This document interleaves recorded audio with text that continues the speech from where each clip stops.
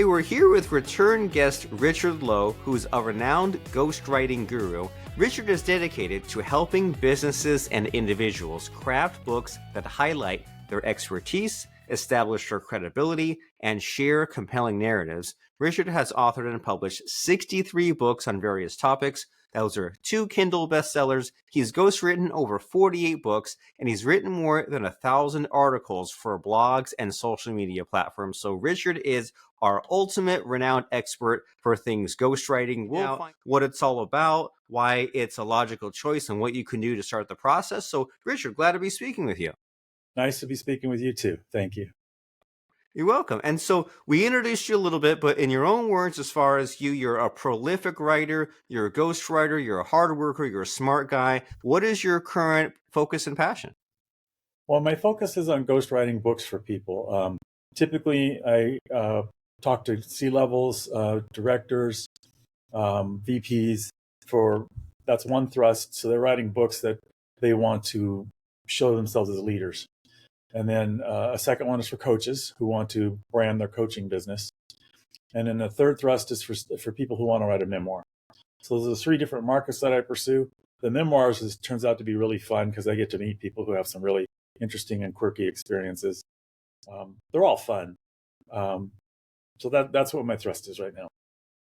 All right, so there's 3 silos: leaders, coaches, and memoirs. And I can relate, but only from the past few years. Like, we have this podcast, and sometimes I have all sorts of kooky characters from all walks of life. And sometimes the thing that they do now, like their profession and the experiences they've lived and the lessons they teach, don't always overlap completely. And there's something interesting in that, right? In people saying, well, I went through this, I had this struggle, I had this past life, this other career, and that led me to this. And it's warm and comforting and exciting in a way, because you just kind of you can just live like thousands of lives in your lifetime, because you kind of experience the lens of other people. And so just even right off the bat, ghostwriting, just to make sure we're on the same page. It sounds spooky. It's not even Halloween, but what is a ghostwriter? Well, I'm almost literally a ghost in that I'm behind the scenes. The reader generally doesn't know there's a ghostwriter. So my name's not on the cover. My name's sometimes in the acknowledgments. Sometimes I get to use them as a testimonial, very rarely. So I'm a ghost. I'm behind the scenes. I write the book. What I do is I channel, basically, it sounds kind of spooky, channel their energy, their emotions, their life into written words. So I write it as if I was them. So a little bit of acting, even. I'm pretending I'm them. Method acting would be the right term. And that's fun because there's literally a million reasons to not write a book, right? People say, I don't have the time, I'm not a writer, I'm not sure I can get it down on the page. And then even if I do hire a ghostwriter such as yourself, then the next objection or the fear is, well, Richard won't sound like me. So it's reassuring, and I love hearing that you write the book that they would have written. And it sounds like them, and it comes out like as if they just kind of went into a trance or took a pill and woke up, and the book was written with their experiences, their knowledge, and the way that they would have written it. And so I imagine that there's like different kind of like flavors of ghostwriting, right? Or like different strategies to go about. So like, what does someone need to know about just the various like sub pieces of ghostwriting? Well, for me, there's 2 basic processes for major ghostwriting. Number 1 is the book is written for you. So it's kind of like the book in a box format where you just come and the book's done. Those are useful if you want a book just really quickly and you're not that picky on if it's your authentic voice and stuff like that. They're generally, you go there's a set price, they have a marketing package, they have all kinds of, publishing, all kinds of stuff. And you pay a certain amount and you get a book. But if you really look at it, something that I noticed when I looked at it, the contract's, let's say $20,000 for a book. You'll find that, or $30,000 or whatever it is. Then you got to ask, okay, if all these other things are included, how much of that is for the ghostwriter? And then you realize, well, the ghostwriter is only getting maybe 5,000 or something, and you're not getting a good ghostwriter there. They're parceling it out to various people. The problem with that is you wind up getting different voices and things. The method that I tend to use is much more collaborative. So I'll start off with an interview, with a series of interviews that can last for a longer book, as long as a month, at an hour a day. So we go through this, through your life, through your point of view, who your audience is, why they want to buy the book, etc., who you are, what your goals are, etc., etc. There's about 50 questions, and I use the Socratic method, so I'm asking a lot of questions and listening a lot. And when I'm done, I got a good idea of who your market is, who you are, why you're going to write this book, what the book's going to look like, what the outline's going to look like, and everything else. Because my goal is to create your book the way you want it to be, that meets your goals and is ideal for your audience, not my book. Do you see the difference? I do. Yes. So you have like the fast option. I don't care what I don't care that much about the output, but then you have the more like careful option. And I love you putting it in the form of that Socratic method, because like questions really are powerful and underrated, right? Like questions kind of make your outline make sense, and questions also can sort of set the content on fire, can't it? Because like maybe you have your planned questions, but then you ask this question, it leads to this kind of on the spot question, leads to this other one. Now you kind of have the unexpected magic and greatness. And so when people are thinking about the idea of their book being ghostwritten by you, they may be wondering about, well, what makes a good book or versus a bad book? So like, what do you think are some of these essential qualities, and what just really gets you angry about what a bad book like is missing or has too much of? Well, we could do a whole another series of 100 podcasts on what makes a bad book, but or a bad Sure. movie, because those are basically books in a movie form many times. Um, let's break that down. What makes a good book? Well, a good book has a solid start that takes the reader and grabs them by the throat and pulls them into the book. They have to read the book now. So it has a great hook, is what it's called. That first paragraph is vital. That first page, the introduction, the book jacket, the cover. These things are vital because they take the reader and they take them into the book. Now that you've got the person on the journey of the book, you have to carry them through the book. And they have to have ups and downs, but this is fiction and nonfiction. It doesn't matter. They have to have ups and downs. And you want the person to get emotional as he's reading the book. And we're not talking textbooks and things like that. Those are a whole different thing. We're talking nonfiction books and fiction novels and things. So you want them to feel this emotion as they're going through. So one of the things that I want to do for each chapter is, what emotion do you want this person to feel at the end of the chapter? What emotion do you want this person to feel at the end of the book? So let's say it's a political book and you're trying to start up, say, a cause. You might want these people to be angry at the end of the book. Whereas if you're trying to talk about a technology, you might want them to be contented that they're going on the right path. So it could produce two very, very different books. So books that don't have this emotion, and you notice when people talk, it's the same thing. Their intonation goes up and down and up and down.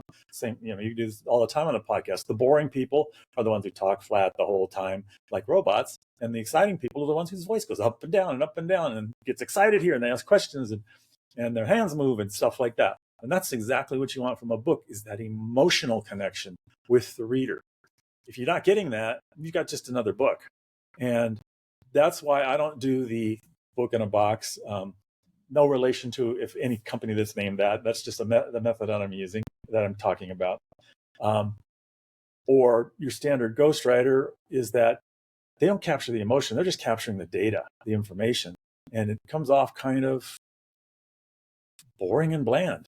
And that's what makes a bad book, is it's boring and bland, or it's not well researched, or the big sin now is you can tell it's obviously written partially or wholly by AI. There's no emotion in AI. AI is not a person.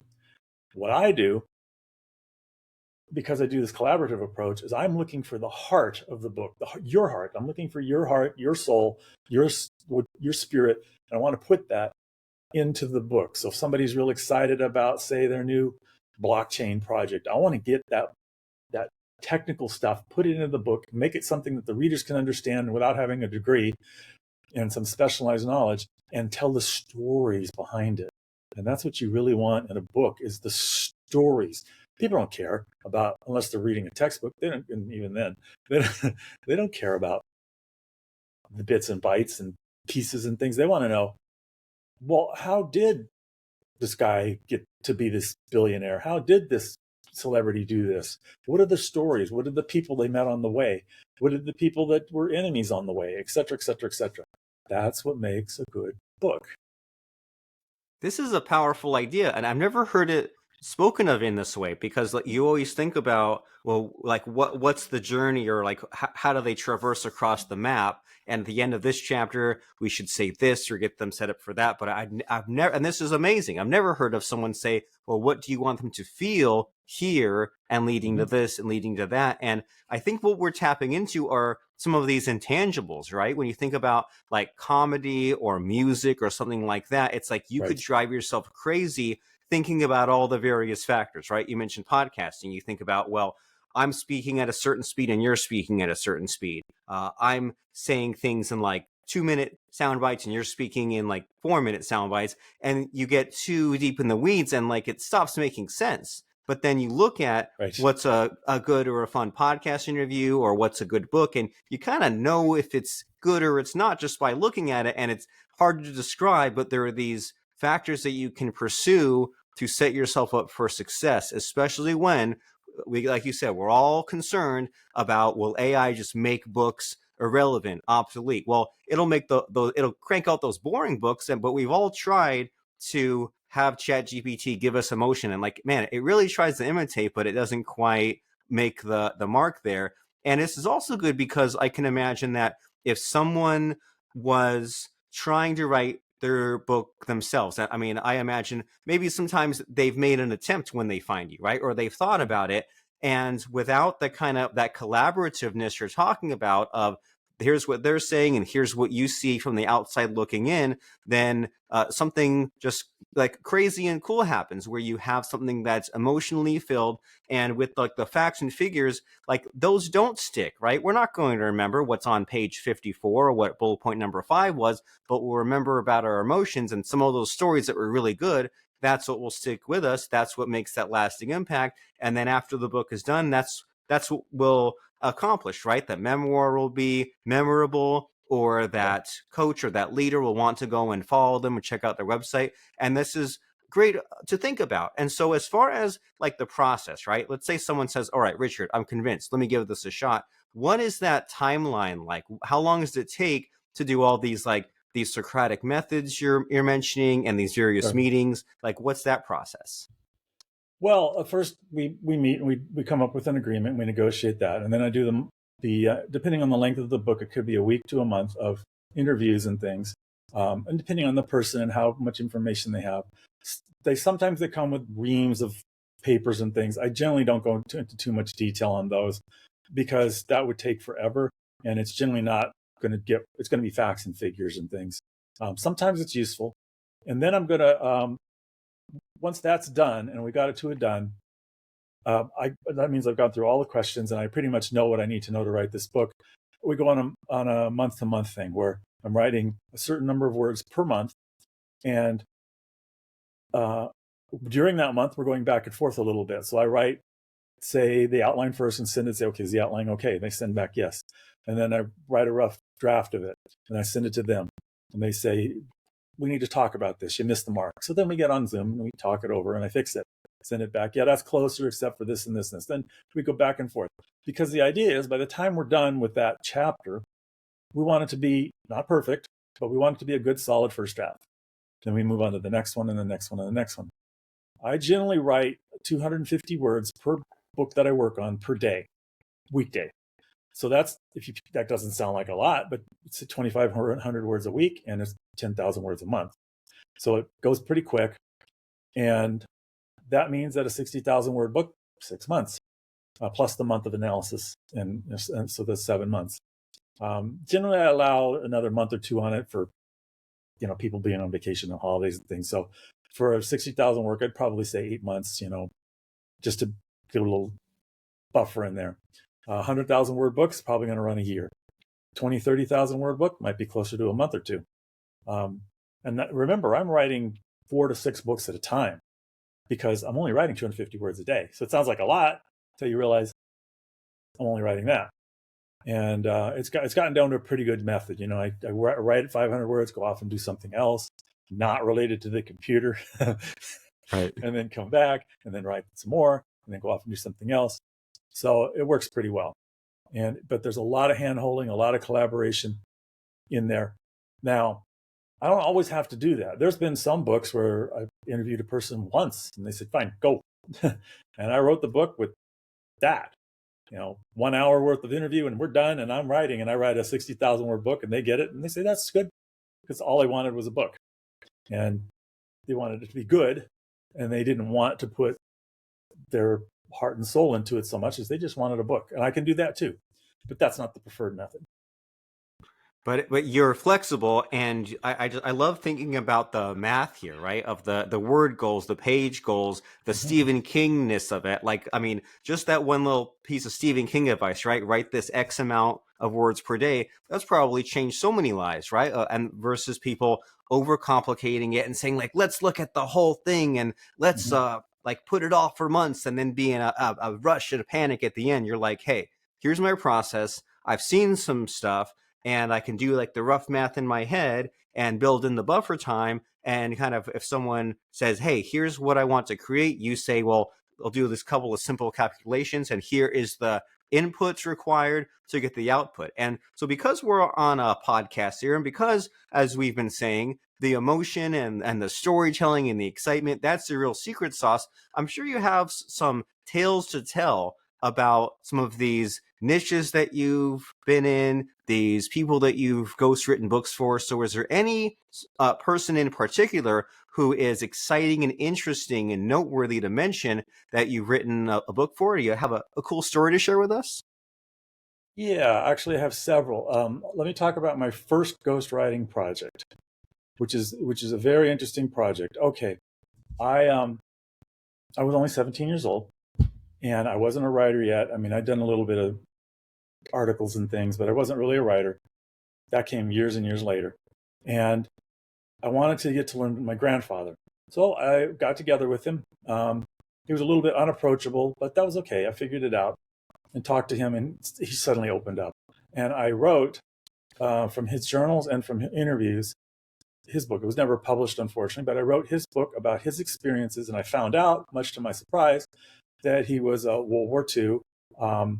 He was in the Yangtze River Patrol in World War II, and he was captured on Corregidor and was in the Bataan Death March and spent 4 years in the POW camp.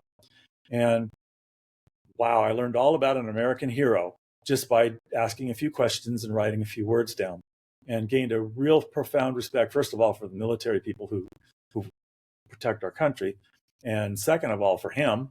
And my eyes were opened up to the wonderment and the greatness of writing about somebody's life, and writing about something that without that nobody would have known, and they without having the story they wouldn't have cared maybe, and now they cared, and now they knew, and it was very interesting. It was very fun.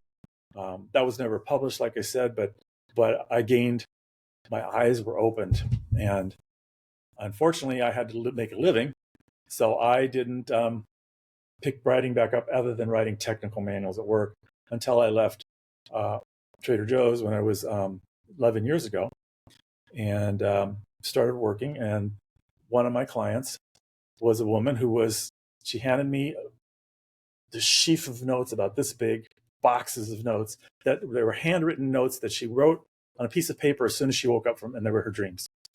And she said, I want you to turn all of this into a novel. And I said, okay, let's do it.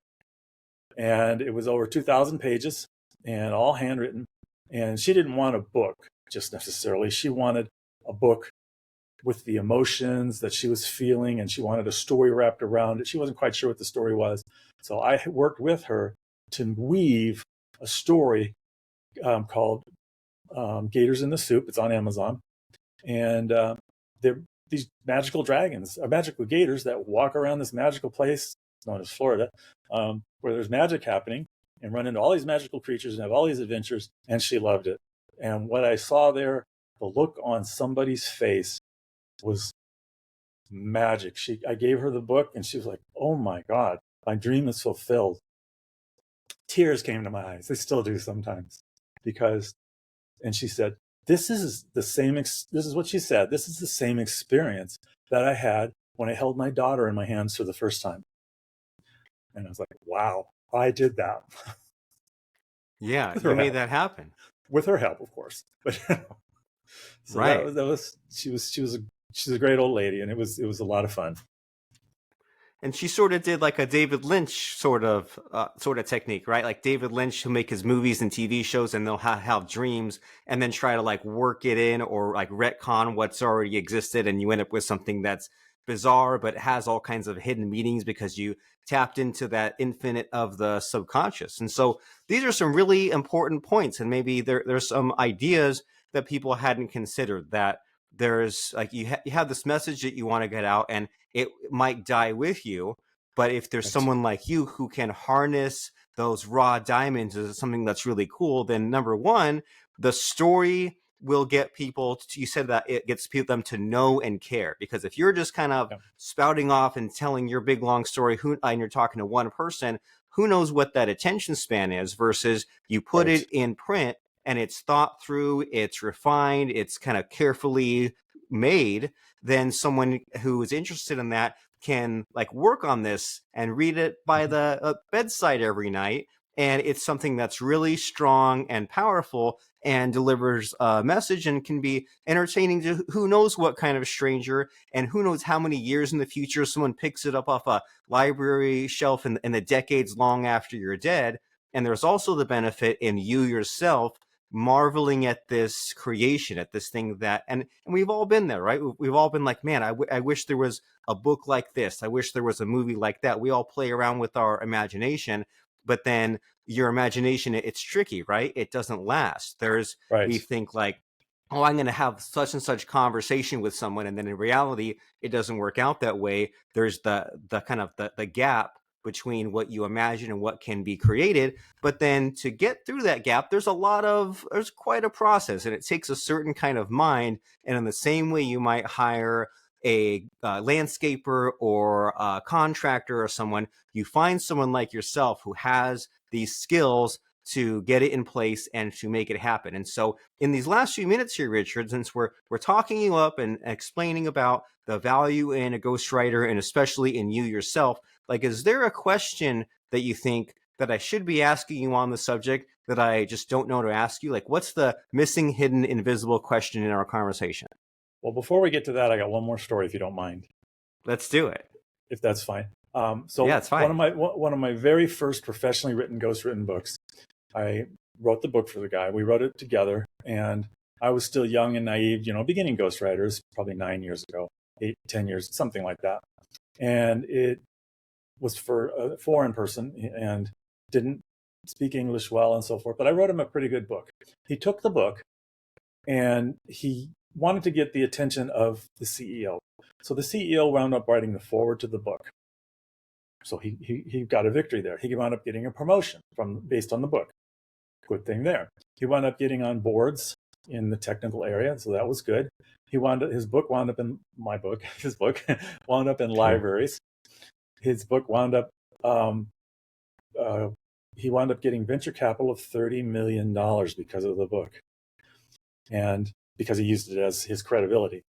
And I could go on and on. The gains that he got from one of the very first books that I wrote as a ghostwriter, he got all of these gains, and my name's not on the book. Nobody will ever know that I was part of that book, but that's fine. I know that I was part of that book, and I changed his life.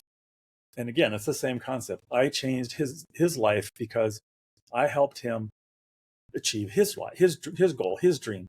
And that's kind of my purpose of writing all this. I mean, sure, I make money, but the real purpose is to help people communicate that and change their lives, because that's what a book will do for somebody. It will change their life. And you just asked, is there a question that you should ask? The question that people often ask is, so why should I write a book? What will a book do for me? And that's why I just told that story. A book has the potential to change your life. And it's, instead of buying that car or that fancy doodad or all of these things, go get a book created. If you can't afford it, start doing it yourself, but create that book. And a ghostwriter is a great way to do it, and change your life, because now you have the credibility, and then base all your marketing, all your everything around that book. So you've got blogs, you've got articles, you can make scripts for podcasts. I've had clients make TED Talks, get on the speaking circuit. And by the way, when you get to be a keynote speaker, that's $5,000 to $10,000 $10,000 a speech. So you can do 5 or 6 of those in a year, and you're making a lot of money just doing speeches and flying around. They fly around for free, they pick it up. A lot of speakers start from books. Coaches always need a book. Every coach should write a book. It differentiates, well, not every, because then there's no differentiation. You should write a book if you're a coach, because it differentiates you from everybody else. And that's what a book does, is it differentiates you from everybody else. It gives you a leg up on everyone else. Why wouldn't you do it? Right. Why wouldn't you? Well, the reason you might not is a list of minor excuses, but those excuses can be blown through by speaking with someone like you, where you say, well, hey, I'll do most of the heavy lifting for you. I'll do this collaborative process. So I love what you said there. It's fantastic. You said a book has the potential to change your life, and that kind of life-changing mechanism is by being different, by using it as a differentiator, by making all your marketing surround it. And I feel like we've had like 6 or 7 moments in this show, Richard, where we've just kind of experienced firsthand how powerful it is to answer a question with a story, or use a story to make your point even better than if you just listed the fact. It's like Ray Bradbury says, I don't want you to tell me how to make an atom bomb. Tell me what you'll do with the atom bomb. Or Steve Jobs says, well, the Macintosh, who cares about gigabytes and RAM? What's more interesting is what you'll then create with the Macintosh. And so those are some powerful questions, right? Of like, what does this lead to, right? Okay, a book. What does that lead to? And what does that lead to? And what does that lead to? This kind of forward motion.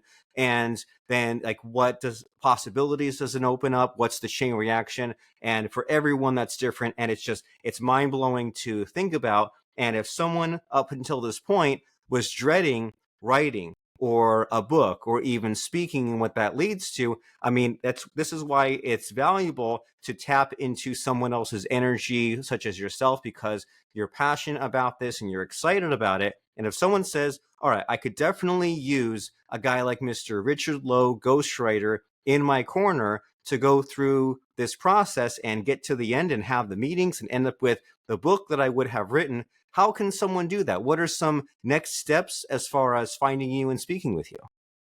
Well, they can go to thewritingking.com. So it's THE writingking.com. And there's all kinds of ways to contact me from there. I've got a second website called ghostwriting.guru. So you could go to either one of those sites. They have slightly different markets. So just go to one of those 2 sites and fill out the form, and I'll get back to you. You could also connect with me on LinkedIn, Richard Lowe Jr., and you'll see my handsome picture there. and connect with me there. And I love to have connections, and then set up an appointment and let's talk. The appointment's free.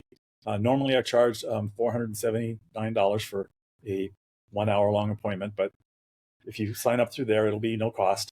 And we'll have a discussion of, what's your book about, what's your dream, what's your desire, and what do you want to achieve, and so forth. And by the end of that 1 hour, you'll have a pretty good idea of what the next steps are.